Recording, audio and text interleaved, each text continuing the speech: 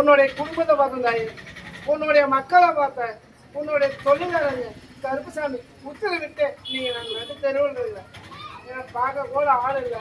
கட்டின கணவனும் ஒரு நேரம் நல்லா பேசுறாரு, ஒரு நேரம் சரியில்லாத இருக்கிறாரு. ஆமாவா? அதனால கருப்புசாமி உத்தரவிட்டு நல்லபடியா ஒரு 10 ரூபா வருமானம் வர அளவுக்கு வழிவகுக்கணும். தேவையில்லாத கொஞ்சம் கடனும் வாங்கிட்டேன், வியாபாரமும் இல்லாத இருக்கிறாய்.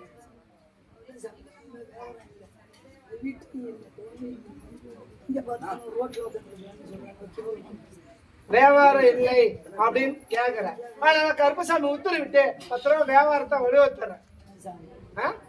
10 ரூபா வியாபாரத்தை வழிவகுத்து கொடுத்துறேன். இன்னைக்கு இருந்தாலும் கருப்பசாமி ஒருத்தர் கடை வேற கொடுத்துருக்கிறிய, நீ